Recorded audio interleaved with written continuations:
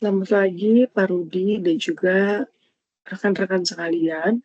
Perkenalkan nama saya Benita Ronatu Tanadeak dengan nomor NIM 01040220004. Pada kesempatan hari ini, saya akan mempresentasikan marketing environment untuk mata kuliah manajemen pemasaran.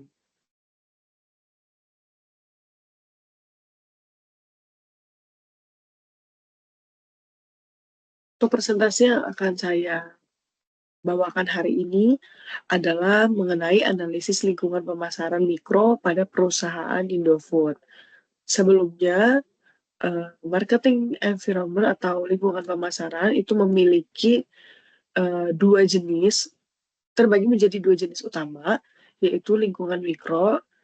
Lingkungan mikro ini faktornya memiliki dampak langsung pada operasi perusahaan, sedangkan lingkungan makro faktornya lebih luas dan sulit dikendalikan.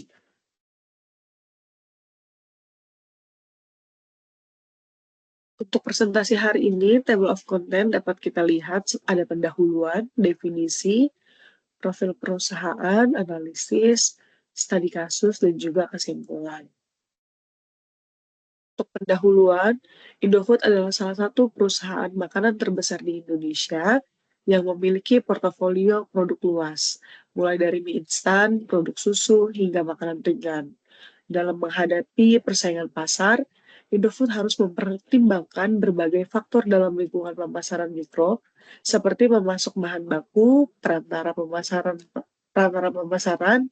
pelanggan, pesaing, serta masyarakat yang memengaruhi strategi bisnisnya. Analisis ini akan membahas bagaimana Indofood mengelola faktor-faktor tersebut untuk mempertahankan dominasinya di industri makanan dan minuman Indonesia.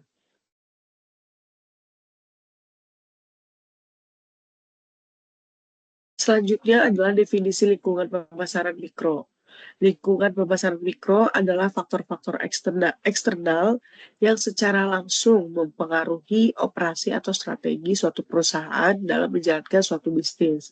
Faktor-faktor ini mencakup elemen yang berinteraksi dengan perusahaan dalam kegiatan sehari-hari dan menentukan keberhasilan strategi pemasaran. Adapun komponen utama yaitu perusahaan, pemasok, perantara pemasaran, pelanggan, pesaing, dan juga masyarakat.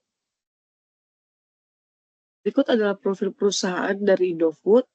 Indofood didirikan pada tahun 1990 dan telah berkembang pesat menjadi salah satu perusahaan makanan terbesar di Indonesia dengan portofolio produk yang luas.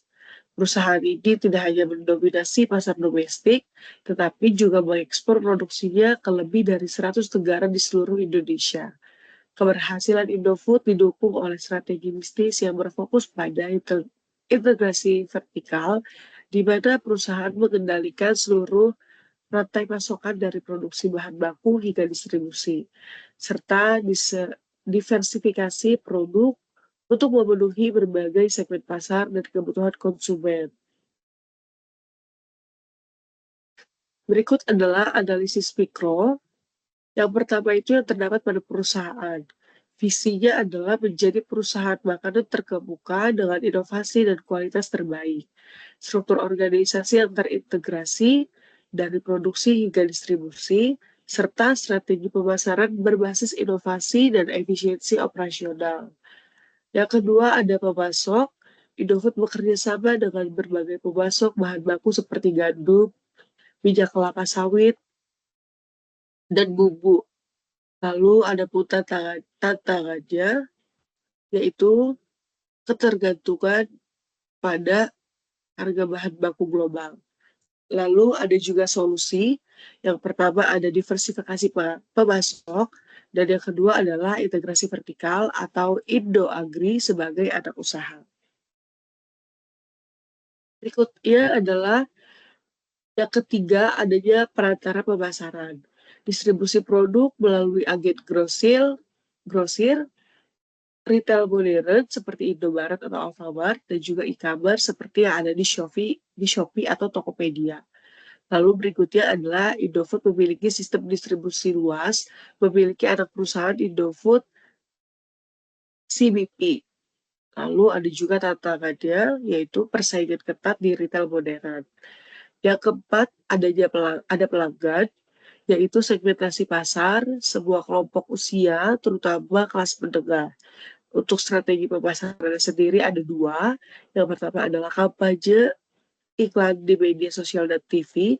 Yang kedua adalah promo retail dan bundling produk. Analisis berikutnya yang kelima adalah pesaing. Pesaing utama yang mempengaruhi bisnis Indofood ini adalah satu ada Wings Food atau mie sedap. Yang kedua ada Mayora. Contohnya seperti produknya adalah Roma Kelapa atau Kopiko. Yang ketiga ada Garuda Food. Dan strategi bersaing Indofood yang dilakukan ada tiga, yaitu inovasi produk atau Indomie produk varian baru, lalu kemudian kemitraan dengan e-commerce, lalu berikutnya adalah harganya yang kompetitif dan branding kuat. Analisis terakhir yang keenam itu ada masyarakat, program tanggung jawab sosial atau Indofood Nutrition Care atau edukasi gizi, dan juga pengurangan limbah plastik melalui kemasan ramah lingkungan. Dan tantangannya adalah isu lingkungan terkait produksi minyak sawit. Untuk studi kasus sendiri yang sudah dilakukan, contohnya adalah pada produk Indomie, masalahnya adalah persaingan yang ketat dengan produk mie lain atau mie sedap, dan solusinya yang dilakukan yaitu ada tiga. Pertama, kampanye digital interaktif atau Indomie Goreng Challenge. Lalu kedua, peluncuran varian premium seperti Indomie Real Meat. Dan yang ketiga, ada kolaborasi dengan influencer atau brand lain seperti KFC dan McD. Lalu untuk hasilnya dan studi kasus tersebut, Indomie tetap memimpin pasar mie instan dengan pangsa pasar lebih dari 70%.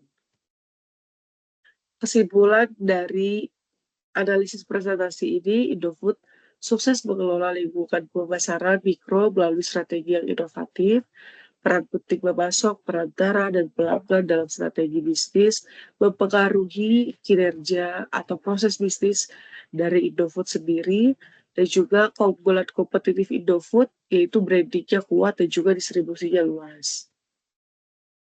Berikut adalah daftar pustaka yang mendukung penelitian dari analisis lingkungan pemasaran mikro pada perusahaan Indofood.